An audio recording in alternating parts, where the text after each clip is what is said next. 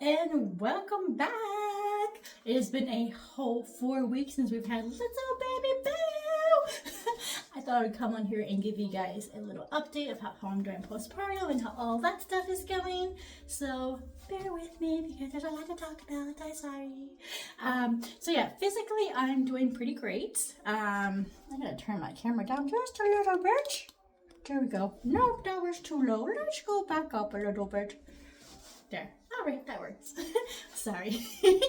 I don't edit my videos, so we're just gonna roll with it, okay? Anyways, so physically I'm doing pretty great. My boobies have gone back to their itty bitty little selves. There is no more growth from it. There's no more milk. Well, there's a little bit of milk, but we know it's fine. We're good. Everything is back to normal for the most part. My belly is shrinking quite well, as you can see. There's obviously quite a bit of weight left to lose still. I'm sitting at about 180 right now, so I need to go back to 135 is my goal weight. 130 if I could, but I'm happy with 135. But I can't work out yet until we get to 6 weeks postpartum. My belly is going down quite nicely. I will see if I can back up far enough. Here, let's tilt the camera again. Give me a moment. There we go.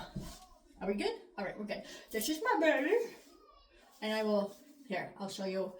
I have saggy skin on my belly because that's what happens when you have a million babies. So you can see how I have the flabby skin here and the flabby skin here, and like if you look at it straight on, my belly is lopsided. It's been like that since I've had the twins.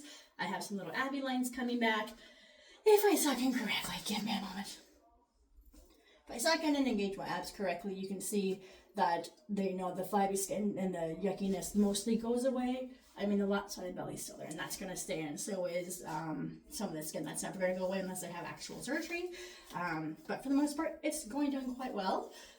Things are going well, and I'm quite happy.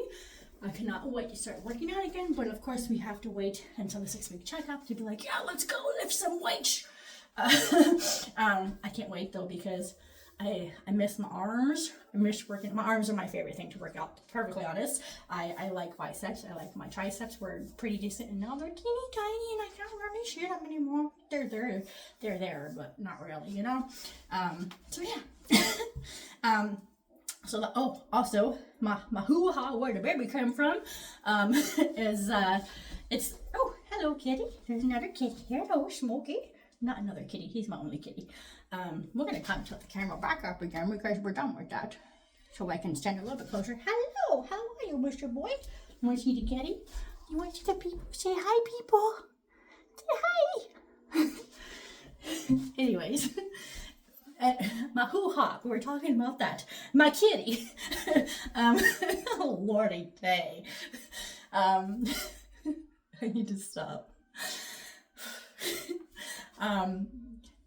Physically with that, everything seems to be fine. There is no more swelling down there. However, internally it is still sore. Not that you don't put anything in there at all ever until at least 6 weeks. But I don't have anybody anyways because my husband's kind of dead. So, anyways, so internally I actually have used a mirror because it is still a little bit sore internally. There's no swelling or anything, but it is red. And they're like redder than usual, and then looks like there is some little small cuts on the inside, just on the inside, you know what I mean, from like stretching and things like that. So I do want to talk to my advice about that. Bleeding wise, I'm pretty much spotting now, which is great. I have actually started passing more clots down than what I was previously, but they're the biggest one I've passed is probably the size of a loony, which something like that. So we're not very big, but nothing to be concerned about unless it's the size of your fist, which we're good. So don't worry about that. We're good. We're fine. We're healthy. Yeah, so that's that. Emotionally, we're a whole other ball game here. As we know, I'm grieving. We're starting the 2nd year of grief. August marked the 1 year of that. And at first I was like, hey, this isn't so bad. But now I'm like, oh, shit. Like, I'm missing my husband. I'm like, fucking crazy. I don't know if I'm allowed to swear on YouTube. I think I am. I don't know. Censor me if not. But yeah, so, yeah. I'm a little bit of a hot mess express. I'm missing my husband like crazy. I'm crying a lot, but I'm pretty sure that's just grief and hormones and all that fun stuff. Also, it's a mixture as well because I had been saying for months and months that I was going to Nova Scotia and going to buy my dream home and blah, blah, blah, blah. There's a house that I found, and we're going to go off to a little story tangent, okay? If you don't want to watch it, you don't have to. I'm sorry. It is the house. I found this house. It was beautiful. I fell in love with it. I've been watching it for literal months, okay? Just waiting for it to not sell so I can go out there and go look at it because I was so far into my pregnancy that I couldn't go out there. And so it had become conditionally sold like a month before I was due. Or like several weeks before, or like, yeah, about a month. And I cried when this house was conditioned. I'm like, my house, no, because I loved it. It had been fully renovated, all new appliances, new windows, like it looked great from the pictures. And then right before, and I was like 2.5 weeks postpartum, just before 3 weeks postpartum, I'd called the realtor who was selling the home, and the home had become available again. And I was like, I'm on my way. Like literally the sale was, the conditions were up on the Friday. I called her actually that Friday morning. Was like, hey, can I call you Friday night? Was it Thursday? I lied. I called her Thursday and asked her if I could call her on the Friday after the sale was supposed to continue to go through or fall through or whatever. And I had gotten lucky because the sale had fallen through. And so I was like, I'm on my way. I left on Friday morning. I arrived on Sunday. I looked at the house on Sunday at 12. And the house was super disappointing. Don't get me wrong, the house was gorgeous and beautiful, but not at all the size it was portrayed in the photos, which is one thing I really don't like about real estate. That was kind of aggressive, sorry. But it's very, like, I was so upset about it. And there was no storage, there was no linen closet. The bedrooms, even on the listing, the dimensions they listed on the listing were closer to the size of my bedrooms I have here. That's not accurate at all because their bedrooms there were like, you could put a bed, maybe a dresser, and that was it. And it's just like, one of my friends was like, they probably measured from inside the closet to the other side of the room instead of like the walls, you know? So yeah, that was super disappointing, but the property itself was absolutely gorgeous and beautiful. And I loved it, but the house itself wouldn't have worked unless it had extensions and a double car garage because I got my motorcycles and, oh, that wasn't nice. But yeah.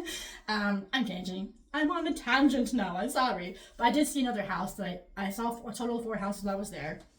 Another one that I actually really fell in love with. It was over 100 years old though, and the floor was bowing and the structure was just, it was so old. The basement was a dirt basement. It was dirt with like stones and stuff. And it had the old school, like, you know how like it's like the framing, they have like the framing and insulation. This was like the slats of wood, obviously it had framing, but like the slats of wood that go across it.